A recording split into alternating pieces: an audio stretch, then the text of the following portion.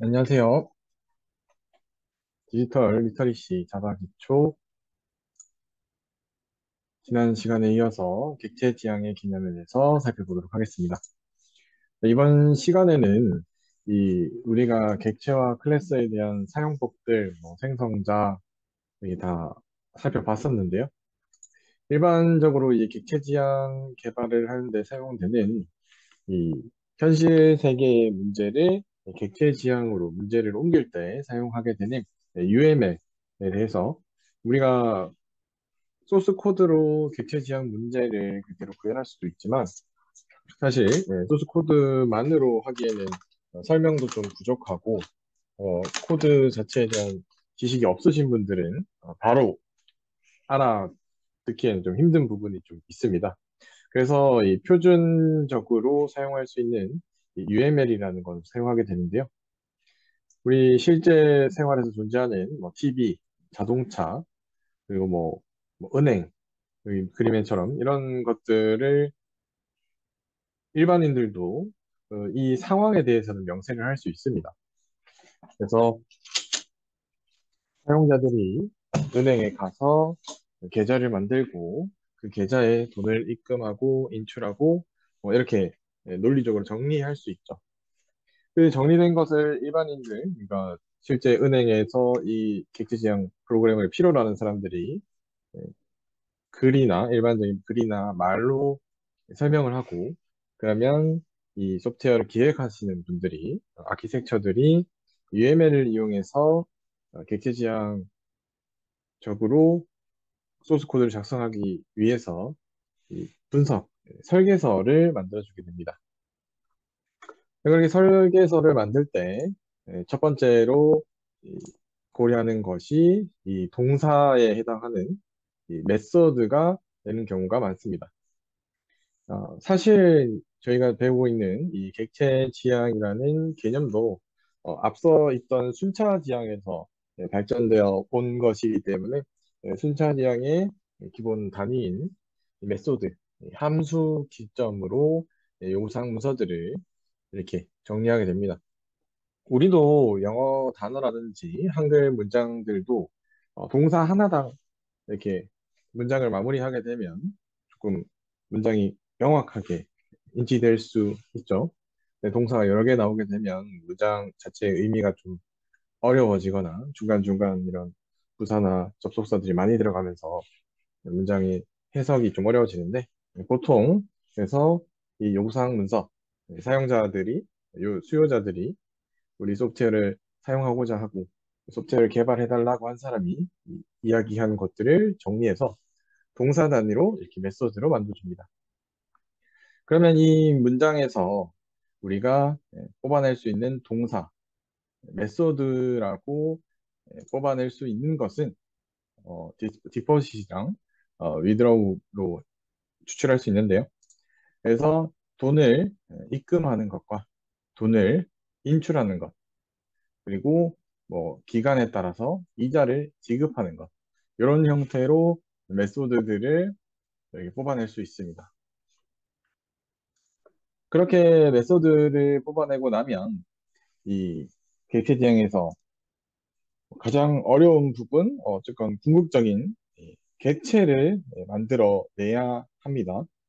그래서 이 객체들을 여기 그림에서 없는데 여기 객체들을 여기 상황에서 뽑아내자면 이 은행이 제공하는 이 계좌를 사용할 고객 그리고 예금 자체에 대한 계좌 이런 것들이 객체가 될 수 있겠죠. 그래서 고객이 계좌에 요청을 하면 인출하거나 고객이 계좌에다가 ATM기 가서 현금을 주면 입금을 하거나 그러면 계좌에 은행에서 계좌를 한 달 동안 이렇게 지켜보다가 세 달 동안 지켜보다가 1년 동안 지켜보다가 이자를 정기적으로 지급한다. 그런 이 판단 기준 근거들을 전부 다 객체로 만들어 주고요. 이렇게 만들어낸 객체들의 개는 이 상속이나 구성을 살펴봐야 됩니다. 은행 계좌에서도 일반적으로 저희가 사용하는 입출금 계좌도 있을 거고요. 아니면 적금, 예금 계좌들도 있을 거고요. 아니면 우리가 대출받은 대출금을 관리할 수 있는 제출 계좌도 있을 거고요. 뭐 또 특이한 걸로도 뭐 마이너스 통장 계좌, 뭐 여러 가지의 이 계좌라는 것의 하위 개념을 자식 클래스로 많은 특이한 형태의 객체가 있을 수 있고요. 그리고 그 객체들이 갖고 있어야 되는 동작 메소드는 앞에서 추출했으니까 그 메소드들을 그대로 넣어주면 되고, 이 구성으로 그러면 이 객체가 관리해야 할 데이터들이 또 있습니다. 그죠? 그래서 그 객체들이 관리해야 될 데이터로는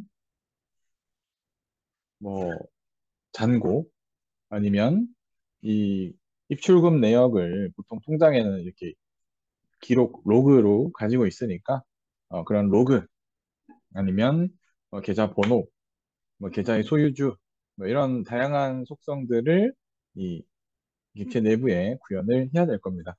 그래서 상수 구조를 활용해서 제일 상단에 있는 이 스탠다드한 부모 클래스인 계좌에는 뭐 잔액 이런 것들 모두 구현을 해두고요. 뭐 예를 들어 뭐 입출금 자유 입출금 통장이다. 그러면 뭐 거의 그 기능 기본적인 기능 그대로 가져다 쓰고 뭐 예를 들어 대출 계좌다. 아니면 주택청약 저축 통장 계좌다. 그러면은 그 특성에 맞는 이 자식 클래스에다가 기능들을 구현해 줘서 상수 구조를 활용할 수도 있습니다. 그러면 그런 형태로 순서에 맞게 객체를 만들어 나갈 건데 그 중간에 사용되는 개념이 UML입니다. 유니파이드 모델링 랭귀지라고 해서 이 UML이라는 것은 단순히 클래스만을 그리라는 그림을 그리기 위한 저희 그림판처럼 그냥 단순 그림을 그리는 도구가 아니라 실제 객체 지향 설계하는 데 많이 사용되는 일반적인 이제 모델링 랭귀지라고 합니다. 모델링. 그래서 사실 거꾸로 자바에서 자바 도큐먼트로 추출을 해내면서 이런 UML을 그려낼 수도 있습니다. 근데 원래는 UML을 먼저 그리고 자바 코드를 만들고 나서 자바 코드에서 UML을 추출해서 원래 내가 설계했던 UML과 같은지 보는 것이 일반적인 방법이고요. 그래서 UML을 사용하면 소프트웨어를 본격적으로 구현하기 전에 이 사람들끼리 이런 속성 값, 메소드 값들을 한눈에 보고 아, 이게 맞다. 이건 좀 잘못되었다. 이건 어떻게 수정을 해야겠다. 이런 부분들을 파악할 수 있기 때문에 꼭 자바뿐만이 아니라 객체 지향을 기반으로 소프트웨어를 개발하는 모든 분야에서는 사용할 수 있습니다. 자, 첫 번째로는 이 가시성 표지자라는 게 들어갔네요. 비지빌리티 인디케이터라고 해서 플러스는 퍼블릭, 마이너스는 프라이빗, 샵은 프로텍티드, 나누기 슬래시는 다른 그 접근 지시자를 표현하고 있고요. 보통의 이 플러스는 퍼블릭, 우리 이 메소드들은 보통은 퍼블릭, 그리고 실제 속성 값들은 대부분 마이너스. 그런데 이 상속 관계에서 좀 특이하게 사용된다. 아니면 패키지, 폴더 단위에서 좀 특이하게 사용된다. 그러면 이런 다른 표시자를 붙여서 사용을 하게 되고요. 그다음 UML에서 사용되는 이 화살표에도 여러 가지 모양의 화살표가 있는데요. 일단 가장 기본적인 우리가 제일 많이 사용하는 상속 구조를 표현할 수 있는 예, 요 화살표. 그다음에 이 구현을 나타내는 구현하는 부분. 우리가 객체를 생성하는 데 필요한 이 모든 메서드를 가지고 있는 이 클래스부터는 정상적인 구현을 할 수 있다라고 하는 그런 관계. 그리고 또 구성 관계는 컴포지트 내부에 있다는 거죠. 이 예를 들어 자동차라는 객체가 있는데 사실 자동차라는 객체는 혼자 존재할 수는 없습니다. 타이어라는 객체도 있고 엔진이라는 객체도 있고 이렇게 다 하나의 사실은 하나의 객체로 되어 있죠. 그런 관계들을 표시할 때 그리고 또 의존 관계. 이 클래스나 이 객체는 혼자 스스로 만들어질 수 없고 특정 객체에 붙어서 만들어지는 그런 또 객체들도 있습니다. 그래서 일반적으로 사용하는 예시로 보여드리면, 예를 들면 카 테스트 같은 저희가 지금까지 클래스 객체 실습을 할 때 많이 사용했던 이 테스트, 메인 메소드가 있는 이런 클래스 같은 경우는 얘 자체가 아무런 기능을 하지 않죠. 단지 얘는 이 메인이라는 메소드를 가지고 있기 때문에 그 메인 메소드를 통해서 객체를 만들고 메소드를 실행시켜주는 역할을 하는 클래스입니다. 그럴 때는 이 의존 화살표를 붙여서 하나의 클래스가 다른 클래스를 사용하는 이런 관계로 표시해 줄 수 있습니다. 자, 그러면 우리가 이 자동차 클래스를 앞에서 우리가 배웠던 다양한 기능들을 활용해서 한번 정의를 해보도록 하겠습니다. 일단 자동차를 추상화해야겠죠. 자동차에 우리가 사용할 동작들은 어떤 게 있냐? 기어를 바꾼다, 감속을 한다, 가속을 한다. 이렇게 세 개의 메소드를 우리가 수요자, 이 소프트웨어를 설계해달라고 요청한, 개발해달라고 요청한 이 수요자한테 들었고요. 그러면 이 메소드들을 활용하기 위해서 필요한 상태는 무엇이 있냐? 기어를 바꾸니까 현재 기어가 어떤 1단이냐, 2단이냐, 3단이냐 현재 기어의 상태를 저장하고 있어야 되고요. 그리고 가속하고 감속한다는 이야기는 현재의 속도의 상태값이 있다는 거니까 현재 속도를 저장할 수 있는 예, 변수가 있어야 되고요. 근데 속도는 생각해 보니까 뭐 더블로도 표시할 수 있지만 그냥 저희가 뭐 자동차 계기판에 소수까지 이렇게 나오진 않잖아요. 그래서 그냥 정수로 두고요. 뭐 색상도 뭐 필요로 할 것 같아서 색상도 하나 만들었다. 네, 이렇게 보시면 되고요. 그렇게 1단계 추상화가 끝나고 나면 이, 이 상태에서 중간에 뭐 UML을 거치거나 아니면 여기 가서 이제 바로 실제 이 자바 코드로 가게 되면 상태 값들은 각각의 필드가 되고요. 필드고 그 필드가 되는 순간 컬러 같은 경우는 오타네요. 컬러 같은 경우는 이 레드 스트링으로 저장하고 있고요. 기어는 E 인트 정수로 저장하고 있고요. 속도도 우리 킬로미터라고 나오고 있지만 80 이렇게 정수로 저장하고 있고요. 그러면 그에 맞춘 메소드들은 이 동작들을 영어로 바꾸면 되죠. 체인지 기어, 스피드 업, 스피드 다운이라는 이 필드와 메소드를 추출할 수 있습니다. 그렇게 추출된 것을 기반으로 카 테스트, 카 클래스를 정의해 볼 수 있습니다.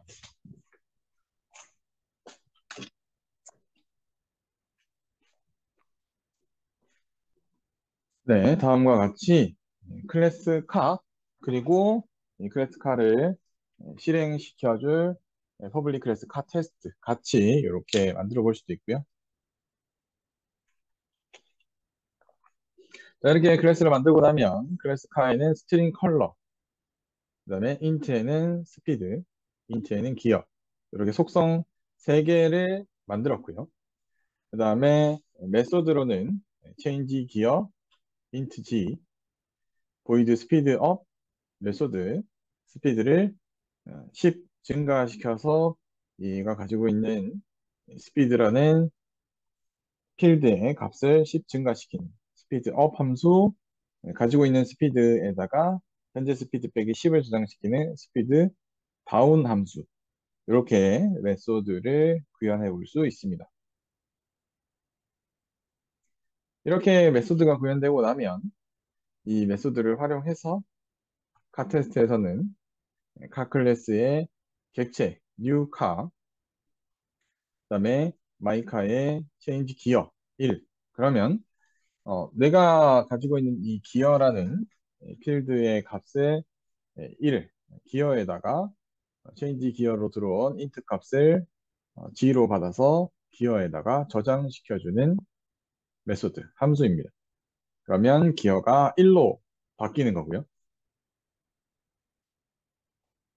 그럼 우리도 실제 자동차 시스템에서 기어를 1단으로 바꿔라라는 명령을 했을 때 실제 차가 뭐 일단 바꿔라도 바로 바뀌는 건 아니죠. 뭐 현재 시동이 걸려 있는지 뭐 다양한 어떤 사실 조건이 있을 겁니다. 그 조건에 맞추어서 기어를 바꿔주는 기능을 이 메서드 안에 구현을 하면 되고요.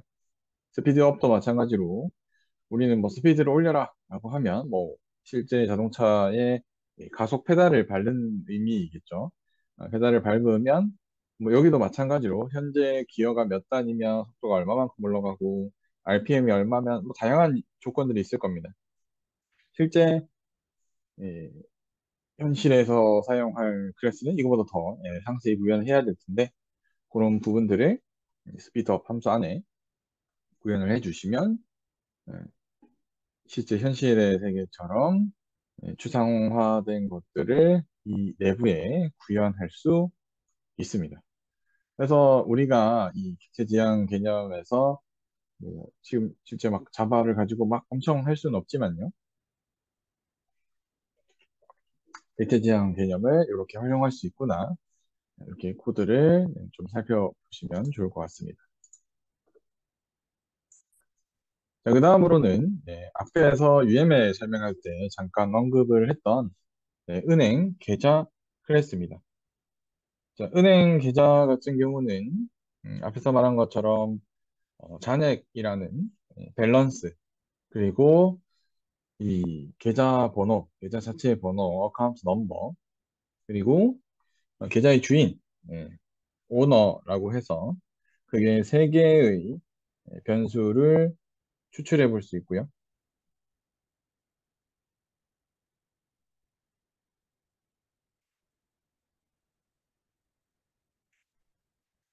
그다음 메소드로는 디포짓이랑 위드로우 그래서 예금에 대한 입금 그리고 예금에 대한 인출 두 가지로 나타낼 수 있습니다. 그렇게 만들어내고 UML에 맞춰서 프라이빗, 퍼블릭 맞추어서 플러스 마이너스를 표시해 주고요. 이렇게 UML 만들어서 개발자한테 주면 개발자는 그에 맞추어서 클래스를 이렇게 만들어냅니다. 여기에 필요한 변수들, 필드들, 그리고 이 기능을 활용하기 위한 메소드들. 그래서 어만스만큼 들어오면 이 금액만큼을 입금하거나 금액만큼을 출금하는 메소드를 이렇게 구현해 줄 수 있습니다. 그리고 나면 이 뱅크 어카운트 테스트에서는 이 뱅크 어카운트 클래스로 new 뱅크 어카운트 객체를 하나 만들어서 my 어카운트라는 참조 변수에다가 이름을 붙여주고요. 이 my 어카운트를 통해서 디포짓 만 원, my 어카운트를 통해서 withdraw 8천 이렇게 하면 현재 이 my 어카운트가 가지고 있는 밸런스가 변화하는 것을 확인해 볼 수 있습니다. 사실 이제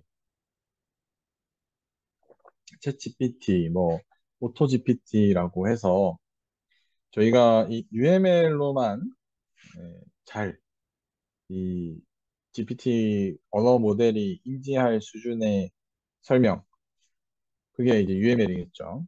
UML로 잘 설명만 할 수 있으면 이제 어느 정도 간단한 코드들은 지금 뭐 GPT가 거의 다 짜고 짤 수 있습니다. 그런데 GPT한테 이런 내용은 말해줄 수, 자동으로 설계할 수 없잖아요. 이 프로그램을 필요로 하는 수요자 입장에서 우리 은행에는 일반 입출금 계좌도 있고 주택 청약 저축 계좌도 있고 대출 계좌도 있고 마이너스 통장 계좌도 있고 뭐 그걸 실제 그 은행 직원이 수요자 입장에서 GPT를 직접 사용하기는 쉽지 않을 겁니다. 그러면 우리는 그걸 저희가 뭐 직접 다 UML을 설계를 하고 개발을 하는 게 현재의 모습인데 아마 조만간에는 우리는 UML이랑 그에 필요한 알고리즘들을 잘 명세하고 이 UML보다는 조금 더 상세한 그런 마크업만 하게 되면 실제 내부는 조만간 AI가 어지간히는 구현해주는 세상이 조만간 되지 않을까 싶습니다. 사실 지금도 뭐 좀 복잡한 알고리즘 같은 경우는 뭐 정렬 알고리즘, 뭐 탐색 알고리즘 이런 거는 GPT에 자바로 만들어줘, 파이썬으로 만들어줘 하면 저희가 구글에서 검색하는 것보다 훨씬 더 빠르게 사용할 수 있는 코드들을 만들어 주니까요. 그래서 이 프로그래밍 언어 개념에서 뭐 개발을 잘 하는 게 중요한데 이 개발 분야에서 내가 굳이 하지 않아도 챗GPT가 잘 할 수 있는 GPT나 뭐 언어 모델, 다른 언어 모델이 잘 할 수 있는 게 있다면 잘 활용하시는 것도 좋은 방법입니다.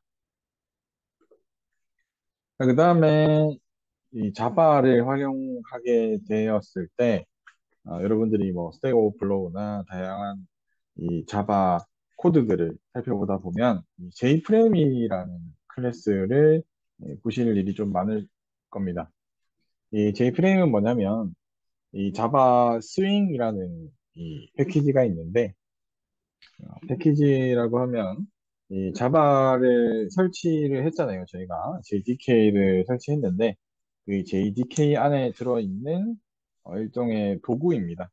우리도 한글 설치하면 자동으로 뭐 맑은 고딕 뭐 이런 폰트 같은 거 같이 깔리잖아요. 뭐 신명조, 견명조 이런 거.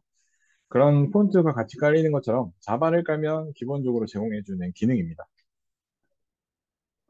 이 JFrame이라는 애는 이 스윙이라는 이 패키지를 활용해서 우리가 흔히 말하는 윈도우를 만들어줍니다. 윈도우. 우리가 사용하는 윈도우즈는 이런 메모장, 계산기 이런 것들이 여러 개 있잖아요. 윈도우가 여러 개 있어서 윈도우즈입니다. 그래서 이 윈도우 하나를 만드는데 가장 작은 단위가 이 JFrame입니다. 그럼 하나의 윈도우가 만들어지고요.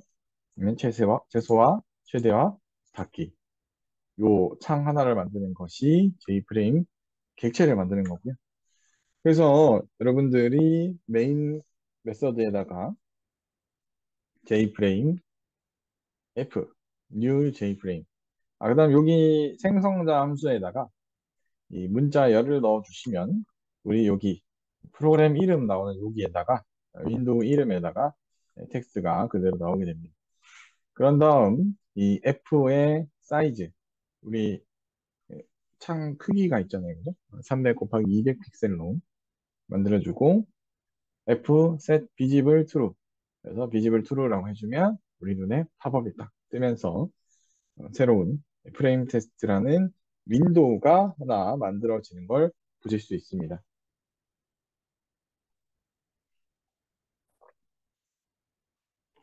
이렇게 만들어진 이 F라는 이 참조 변수 J프레임 객체를 활용해서 저기 위에다가 뭐 그림을 그리거나 위를 통해서 사용자한테 웹페이지를 보여주거나 프레임 내부에다가 뭐 게임을 그려주거나 그런 식으로 우리가 프로그램을 보통 사용하고 있죠. 윈도우 단위로 그 구성에 사용하는 방법이고요. 그래서 일단은 클래스와 객체 1번은 끝났고요.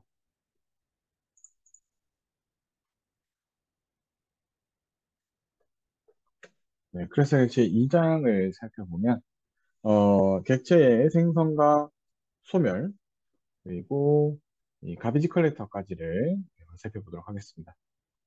객체는 우리가 클래스를 가지고 new 했을 때 객체가 생성되고요. new한 객체를 메소드 호출을 통해서 사용을 하다가 보통은 우리가 사용하는 프로그램을 끄면 그때 객체가 파괴됩니다. 그래서 기초 변수는 그런 시스템이 없는데, 이런 참조 변수들 같은 경우는 new 하면 객체가 하나 만들어진 거고요. 이 new한 텔레비전을 TV1에 넣었기 때문에 TV1이 방금 만든 객체를 가리키고 있다가 TV2에 new 해서 주지 않고 TV1을 주게 되면 TV1과 TV2는 같은 객체를 가리키는 이름이 되게 됩니다. 그래서 대입을 하고 나면 둘은 사실 같은 객체를 말하게 됩니다. 그래서 TV2의 채널을 11로 바꾸면 TV1의 채널도 11로 바뀌고 TV2의 채널도 11로 바뀝니다. 왜냐면 이 둘 다는 우리 집에 있는 TV를 뭐 TV라고 부를 수도 있고 텔레비전이라고 부를 수도 있고 뭐 여러 개로 이름으로 부를 수 있잖아요. 그것처럼 참조 변수는 그 객체를 이름은 부를 때 사용하는 이름일 뿐이기 때문에 사실 객체는 TV1, TV2 같은 우리 집에 있는 그 TV이기 때문에 하나를 변경시키면 다른 것들도 같이 변경되게 됩니다. 자, 자바에서는 객체를 생성하는 연산자는 있지만 객체를 삭제하는 연산자가 없습니다. 우리가 new 해서 new 도구, new 도구, new 도구 하면 우리 흰 메모리에다가 도구 객체들이 만들어집니다. 그러면 이 도구 객체는 우리가 앞에서 배웠던 필드, 그리고 우리가 또 앞에서 배웠던 메서드, 이 필드와 메서드를 가지고 이 객체가 연산하고 동작할 수 있도록 그 내부의 값을 저장하고 저장된 값을 활용할 수 있는 이 객체가 되는데 사용이 끝나면 그래서 C 언어 같은 경우는 이런 객체를 쓰다가 사용이 끝나면 자기가 꼭 이 객체를 없애줘야 됩니다. 이 객체의 소유가 명확히 이 내가 실행한 프로그램이 이 흰 메모리에 있는 객체의 권한을 가지고 있기 때문에 자기 자신이 꼭 지워줘야 되는데 자바에서는 이 메모리 시스템을 자동 메모리 시스템을 쓰고 있습니다. 그래서 이 자동 메모리 시스템을 가비지 컬렉션이라고 하는데요. 이 가비지 컬렉션이 우리가 사용하던 이 데이터를 사용이 끝나게 되면 그때 제가 스스로 그 데이터를 지워주는 것이 아니라 가비지 컬렉터가 쭉 스캔을 하다가 만약에 사용이 끝난 객체가 있다. 그러면 그때 이 객체를 제거해주는 역할을 하게 됩니다.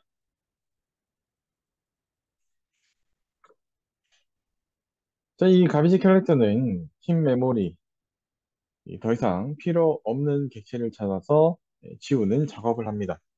그런데 이게 다른 언어랑 좀 많이 다른 점은 C 언어 같은 경우는 이 우리가 만든 데이터, 흰 메모리의 객체를 만들게 되면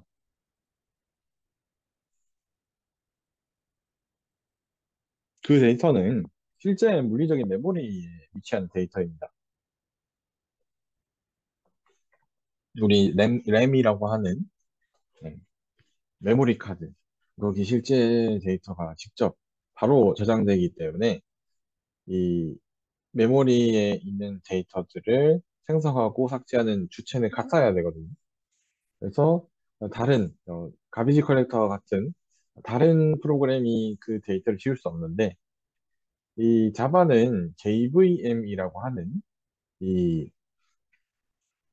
자바 버추얼 머신이라는 이 머신을 만들어 쓰기 때문에 자바에서의 힙 메모리는 물론 최종적으로 가면 실제 메모리 카드, 물리적인 메모리에 해당하지만 사실은 이 JVM 내부에 JVM이라는 가상의 컴퓨터에 있는 데이터를 활용하기 때문에 어, 이 흰 메모리에 객체를 만든 프로그램이 아니더라도 가비지 컬렉터라는 프로그램이더라도 이 흰 메모리에 있는 데이터를 지울 수가 있습니다. 그게 다른 언어와 아주 큰 다른 점이고요.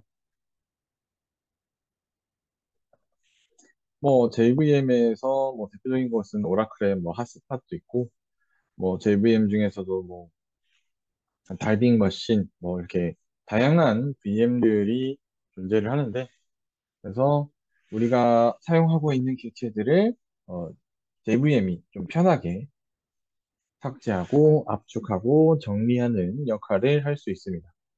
자, 그러면 이 가비지 컬렉터는 자동으로 수행을 하기 때문에 우리 객체들이 사용이 끝나고 나서 바로 없어지냐? 네, 그렇지는 또 않습니다. 이 가비지 컬렉터가 1초에 한 번씩 계속 정리하면 그 정리하는 것 때문에 시간이 더 많이 걸릴 수 있잖아요. 실제 1초에 한 번씩 계속 정리하면 정리될 게 없는 시간대가 더 많을 겁니다. 실제. 그러면 가비지 컬렉터는 어떻게 동작을 하냐? 뭐 가비지 컬렉터의 설계에 따라서 일정 정기적인 시간에 따라서 정기적인 시간마다 돌게 될 건데요. 근데 우리는 예를 들어 어떤 객체를 만들어 쓰다가 그 객체가 되게 큰 부하를 엄청 많이 주는 메모리를 엄청 많이 먹는 객체였는데 그 객체를 방금 사용을 다 했습니다. 그러면 이 객체를 삭제하고 싶은데 자바에서는 객체를 삭제하는 방법은 없습니다. 그런데 이 자바에서 자기가 직접 객체를 삭제할 수는 없지만 마치 우리가 캡슐화 이 클래스 내부에 있는 필드 클래스 내부에 있는 상태를 변화시키기 위해서 프라이빗으로 막혀 있으니까 퍼블릭의 메소드를 사용하고 있죠. 그것처럼 이 퍼블릭의 메소드를 가져와서 실제 상태를 변화시킬 수 있는 기능이 하나 있습니다. 자, 우리 객체를 사용하고 나서 그 객체를 지우려면 가비지 컬렉터가 지울 수 있잖아요. 근데 이제 가비지 컬렉터는 매일매일 매 초마다 돌고 있지는 않습니다. 그러면 우리 어떻게 해요? 뭐 예를 들어 식당에 갔는데 뭐 반찬을 리필하고 싶을 때 뭐 종업원이 오면 리필을 해주는데 먼저 부르기 전까지 안 온다라고 하면 부르면 되죠. 예, 마찬가지로 가비지 컬렉션도 요청할 수 있습니다.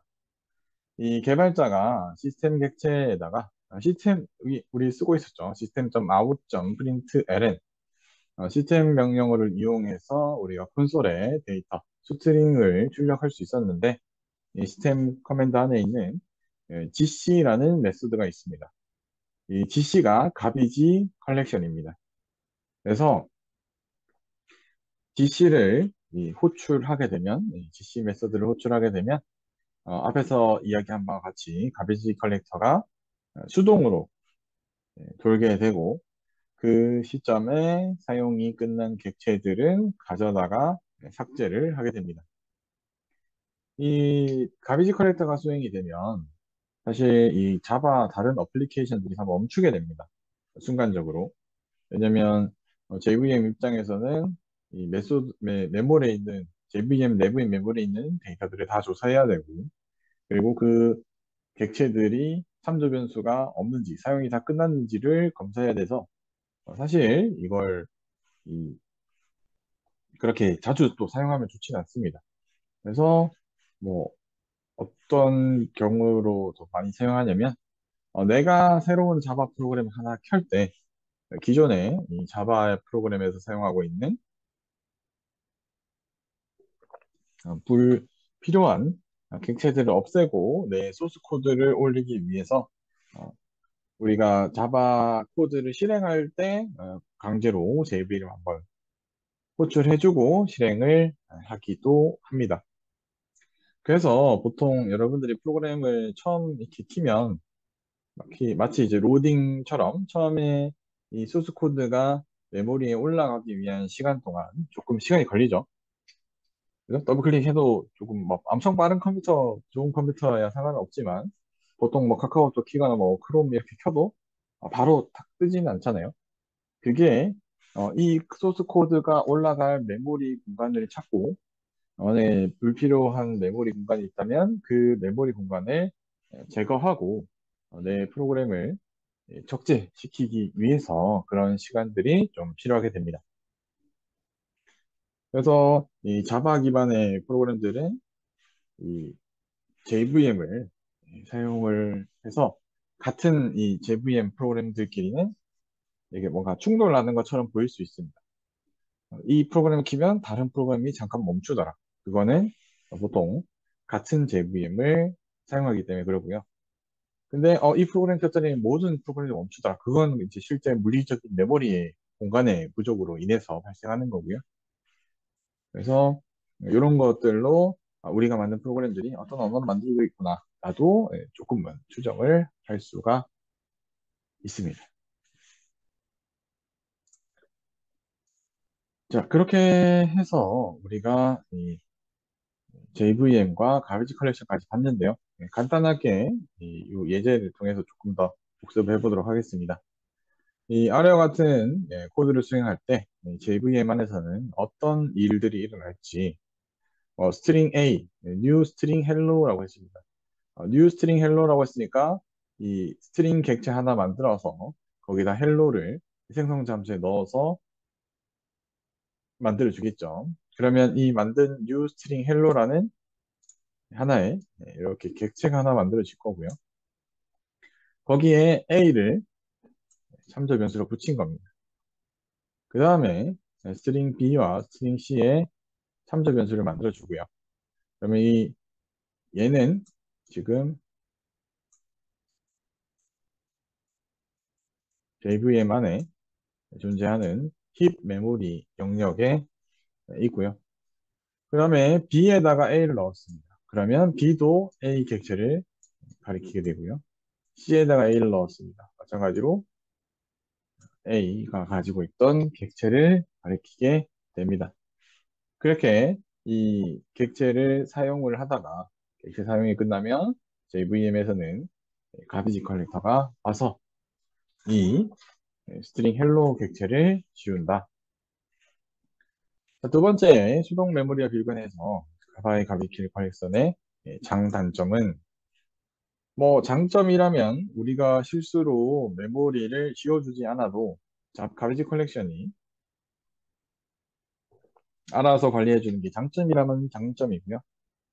단점은 어, 우리가 사용하던 객체를 지우려면 특정 시점에 지우려면 우리가 system.gc라고 해서 수동으로 호출을 해줘야지만 우리가 원하는 타이밍에 삭제를 할 수 있다. 그 대신에 이 C++와 같은 이런 수동 메모리에서는 여러분들이 보통 겪게 되는 이 컴퓨터를 오래 켜두면 컴퓨터가 느려진다. 네, 그거 맞습니다. 왜 그러냐면 C++ 계열에서는 이 가비지 커넥터와 같은 것이 없어서 객체를 만들었다가 실수로 삭제하지 않으면 그 객체는 이미 프로그램을 이제 종료했는데 그 프로그램이 썼던 객체가 남아있으면 그 객체는 컴퓨터를 끌 때까지 사라지지 않습니다. 그렇기 때문에 메모리가 계속 낭비되게 되고요. 그렇게 낭비되고 낭비되다 보면 컴퓨터가 사용할 가용 메모리 공간이 줄어들어서 컴퓨터가 특정 동작들을 할 때 프로그램 소스 코드를 막 로드하고 이런 메모리를 많이 써야 되는 작업일 때 느려지게 되는 겁니다. 자, 이 3번에서는 다음 코드 어디에서 가비지 컬렉션이 발생할까? 객체 하나 만들었고요. 객체 하나 만들었습니다. 그래서 하나 A, 하나 B 붙였는데 A에다가 B를 넣었습니다. 그러면 이제부터는 A가 B 객체를 가리키게 되죠. 그러면 헬로 객체는 아무도 자기 자신을 가리키고 있는 참조 변수가 없기 때문에 이 시점에 얘가 가비지 컬렉터에 잡혀서 사라지게 됩니다. 자, 이렇게 우리가 자바의 기본에서부터 객체 지향의 개념, 그리고 그 객체 지향 개념을 구현할 수 있는 UML과 최종적으로 JVM, 가비지 컬렉션까지 간단하게 살펴봤습니다. 그래서 이제는 이런 프로그래밍 언어는 컴퓨터와 대화를 많이 해야 하는 이런 관점에 있어서 알아두시면 여러모로 쓸모가 많기 때문에 한번 뭐 복습을 하셔서 자바에 대해서 조금 감을 잡으시고 좀 더 흥미가 있으시면 기본 이 자바를 공부하셔도 괜찮고요. 아니면 나는 좀 눈으로 보이는 것이 좀 더 좋다라고 하면 뭐 스프링 프레임워크나 뭐 전자정보 프레임워크 이런 이 자바스크립트까지 해서 웹 프로그래밍을 좀 배워보시는 것도 나중에 또 더 좋은 기회가 되지 않을까 싶습니다. 그렇게 해서 저는 이 디지털 리터러시 자바 언어에 대해서는 네, 끝내도록 하겠습니다. 그동안 수고하셨습니다. 감사합니다.